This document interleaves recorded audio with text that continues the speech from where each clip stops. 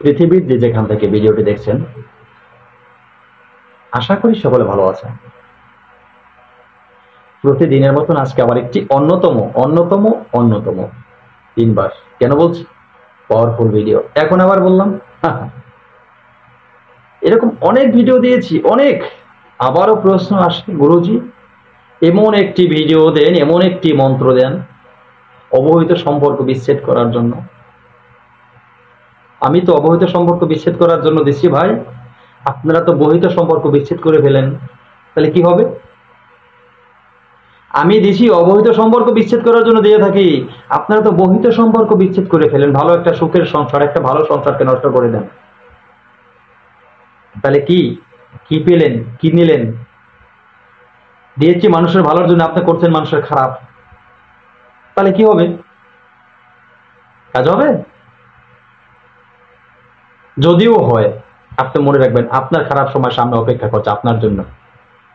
আপনাকে কেউ কিছু করবে, আপনাকে বিচ্ছেদ এমন ভাবে করবে অন্য একজন, তখন নিজে বাঁচতে পারবেন না, আপনার খুব কষ্ট হবে বাঁচতে। কি মনে করেন? ওস্তাদের উপর ওস্তাদ থাকে। একটা প্রবাদ কথায় বলা কি জানেন, বাবার উপরে বাবা থাকে। আপনি তন্ত্র জগতে এসেছেন, আপনার উপরে কেউ নেই? আরে কি বলেন, আমি একজন তান্ত্রিক হয়েছি, আমি কিসের তান্ত্রিক? আমি তো কোনো তান্ত্রিকই না, আমি তো এখন তান্ত্রিকের তর শব্দ বুঝি না। আমি কাউকে বলি আমি তান্ত্রিক, কেউ বলতে পারবেন? আমি কাউকে বলছি কোনো জায়গায় যে আমি একজন তান্ত্রিক, আমি একজন কবিরাজ, আমি একজন হেকিম? কখনো বলেছি আপনাদেরকে? বলিনি। কেন বলিনি? আমি তো এখন শিক্ষা করতে পারি না, আমি আপনাদের মতো সাধারণ একজন মানুষ। আপনারা তো আবার অসাধারণ। আমার বলাটা ভুল হয়ে গেছে, কারণ আপনারা তো অসাধারণ, কারণ আপনারা তো বড় বড় একজন তান্ত্রিক, কিন্তু আমি এত বড় না, আমি সামান্য সাধারণ একজন মানুষ। সৃষ্টির কুলে সৃষ্টিকর্তা আমাকে সৃষ্টি করে পাঠিয়েছে ভালো কিছু করার জন্য, তো সেদিকে লক্ষ্য করে আমি চেষ্টা করি আমার উসিলার মাধ্যম দিয়ে পৃথিবীর কোনো মানুষের, যদি কোনো একটা মানুষেরও মঙ্গল হয়, সৃষ্টিকর্তার কাছে আমি জবাবদিহি করতে পারবো যে আমি মানুষের সেবা করার চেষ্টা করেছি, আমার দ্বারা মানুষ উপকৃত হয়েছে। আপনাদের বলতে হবে না, আমাকে বলতে হবে না আমি আজকে কি করলাম, সেই নকশাটা, সেই কাগজটা, সেই ফটো ছবিটা পরকাল যখন আসবে, এই মানুষ পৃথিবী থেকে দেহ রাখার পরে যখন একটি বিচারের কাঠগড়ায় দাঁড়াতে হয়, সেখানে যখন আপনি চলে যাবেন, যেমন মুসলিম শাস্ত্রে কিয়ামত বলা হয়, সেই কিয়ামতের সময় এই কাগজটি আসবে আপনার সামনে, আপনি কি করেছেন পৃথিবীতে, কতটা খারাপ কতটা ভালো। সনাতন ধর্ম অবলম্বী যারা আছেন তারা বলা হয় যে সময়টা স্বর্গের বা নরকের হিসাব কিতাব যে সময় হবে, সেই সময় আপনাদেরও এই কাগজটি সামনে আসবে, কি করেছেন পৃথিবীতে, আপনি খারাপ ভালো। মনে রাখবেন, ভালো করলে ওখানে থাকবে, আপনার খুঁজতে হবে না, ভালো আপনি কিছু পাবেন। খারাপ করলে, আপনি একটা মানুষ রূপে এখন জন্ম নিয়েছিলেন, আপনি যখন এই পৃথিবীতে মানুষের সাথে কুকুরের মতো ব্যবহার করবেন, আপনি নির্ঘাত বিশ্বাস রাখতে পারেন আপনার পুনর্জন্ম কুকুরের ঘরেই হবে, আপনার পুনর্জন্ম কুকুরের ঘরে হবে। আজকে আপনি ময়লা ফেলছেন, কুকুর খাচ্ছে, কালকে কুকুর ময়লা ফেলবে, আপনি খাবেন। কি মনে করেছেন আপনি? আপনি এরপর আর পৃথিবীতে আসবেন না, আপনার আসতে হবে এই পৃথিবীতে, আসতে হবে। সেটা কুকুর রূপ, কুকুরের স্বভাব নিলে, আচরণ করলে মানুষের সাথে কুকুর রূপ হবে। যদি জানোয়ারের মতো, যেটাকে শুয়োর বলা হয়, সেই শুয়োরের ব্যবহার যদি মানুষের সাথে আপনি করেন পৃথিবীতে, কালকে শুয়োরের গর্ভে আপনার জন্ম নিতে হবে। যা যে কোনো পশুর ব্যবহার আপনি আজকে করবেন মানুষের সাথে, ঠিক ওই ধরনের একটা পশুর ঘরে কালকে আপনার জন্ম হবে। লিখে রাখেন। ও লিখবেন কি, বলবেন তো মরার পরে কোথায় জন্ম নিলাম সেটা তোর মনেই থাকবে না, আগে কি ছিলাম অন কি ছিলাম। সত্য গ্রন্থ কখনো মিথ্যা না, বড় বড় ধর্ম গ্রন্থ যেগুলি আছে সেগুলি কখনো মিথ্যা হয় না, ধর্মগুরু কখনো মিথ্যা হয় না, সৃষ্টিকর্তার প্রবাদ বাণী কখনো মিথ্যা হয় না, মানতে হবে। তো সেদিকে কথা বাড়াবো না, এটা নিয়ে অন্য একটা সময় আলোচনা করব। আজকে যে বিষয়টা, দুজন বৎকার অশুভ অসন্তুষ্ট খারাপ প্রেমিক প্রেমিকার ভিতরে বিচ্ছেদ করার জন্য ছোট্ট একটি মন্ত্র। তো অনেকেই বলেন যে গুরুজি এত কথা বলেন আপনি, একটু যদি না বলি, সত্য যদি আপনাদের সামনে একটু না বুঝে ধরিয়ে দেই, আপনারাই জানবেন কেমনে।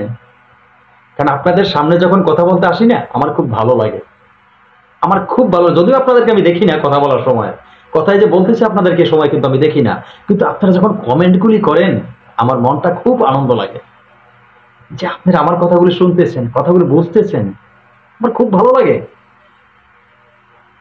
আমি সৃষ্টিকর্তার এই সৃষ্টিতে সাধারণ একজন মানুষ, আমার কথা কত মানুষ শুনে জানেন? এটা কেন শুনে জানেন? এটা সৃষ্টিকর্তার একটি অশেষ মেহেরবানি। উনি আমাকে দান করেছে একটা কথা বলার মতো সুযোগ সুবিধা, যেটা সবাইকে দেননি। তো সেখানে কোন কুকুর আসলো, কে কি বললো, কে গাউ গাউ করলো, কে কাউ গাউ করলো, এগুলো আমি কানে নিয়ে থাকি না। তো যাই হোক, কথা আর বাড়াবো না, অনেকটা বলে ফেলছি। আমার এই কথাগুলো নিয়ে যদি কারো মনে কষ্ট লাগে, অবশ্যই সকলে ক্ষমার দৃষ্টি দেখবেন। তো আজকের সেই মন্ত্রটি খুব সহজে বলে দিচ্ছি। তো বলার আগে, এই যে আমার চ্যানেলটি একটি প্রশিক্ষণীয় চ্যানেল, যদি আমার কথা ভালো লাগে, ভিডিও ভালো লাগে, তাহলে চ্যানেলটি অবশ্যই অবশ্যই এখনই সাবস্ক্রাইব করুন। পাশে থাকা বেল আইকনটি বাজিয়ে নোটিফিকেশন অন করে দিন, চ্যানেলটি লাইক দিয়ে দিন, যাতে নতুন ভিডিও আমি আপলোড করার সাথে সাথে সবার আগে আপনার কাছে চলে যায়। বন্ধুরা, সর্বপ্রথম আপনারা মন্ত্রটি দেখে নেবেন, তারপরে আমি নিয়মটি বলে দিচ্ছি। এই যে মন্ত্রটি,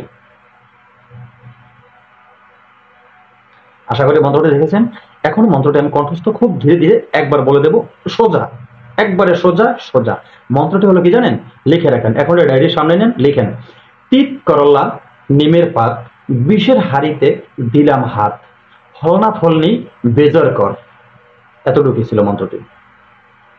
এখন প্রয়োগ বিধি, কিভাবে প্রয়োগ করবেন নিয়মটি বলে দিচ্ছি। নিয়মটি, মন্ত্রটি ভালোভাবে মুখস্থ করতে হবে, যে কোনো শনিবার অথবা মঙ্গলবার। মন্ত্রটি ভালোভাবে যখন মুখস্থ হয়ে যাবে, এরপরে প্রয়োগ বিধি। 12 প্রকার কানাই ডিঙ্গা। কানাই ডিঙ্গা কেউ চিনবেন না? চিনবেন? নামেই শুনি নাই গুরুজি। এটা আমিও বুঝতাম না আগে নাম, এখন বুঝেছি। কানাই ডিঙ্গা মানে 12 প্রকারের তিতা। 12 প্রকার তিতা কানাই ডিঙ্গা, মানে যেটার একটু একটু অংশ নিলে হবে। 12 প্রকারের তিতা আপনি নিলেন।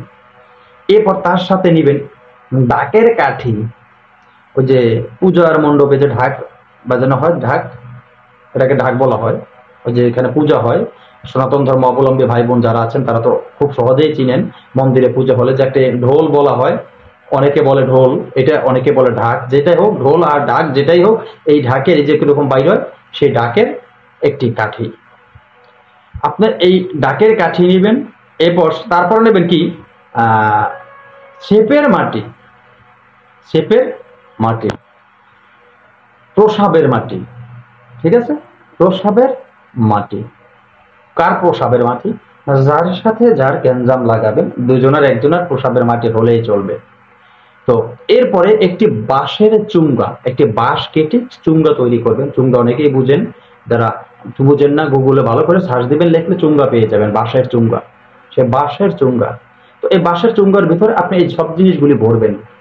12 প্রকারের তিতা, ঢাকের কাঠি তো আপনার আছে হাতে, এরপরে শেপের মাটি বা প্রসাবের মাটি, এটা বাঁশের চুঙ্গার ভিতরে ভরবেন।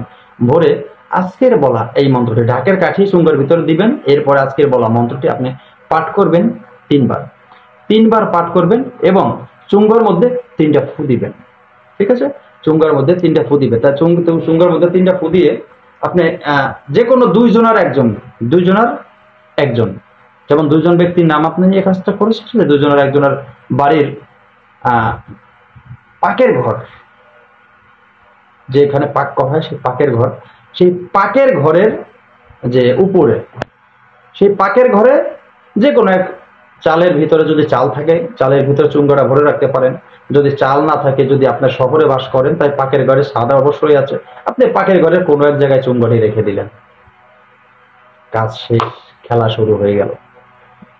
আপনি দেখবেন আপনার কাজ করা থেকে শুরু করে 72 ঘন্টার ভিতরে খেলা শুরু হয়ে গেছে, কেউ কাউকে দেখতে পারে না। কেউ কাউকে দেখতে পারে, একজন এক একজনের প্রতি ঠিক সে মানে নাম শুনলেই শরীরে জ্বলে উঠে। কাজ করে দেখেন, প্রমাণ পাবেন। বেরিক্ষ তোমার নাম কি ফলে পরিচয়, লেকচার দিয়ে কোনো লাভ নেই।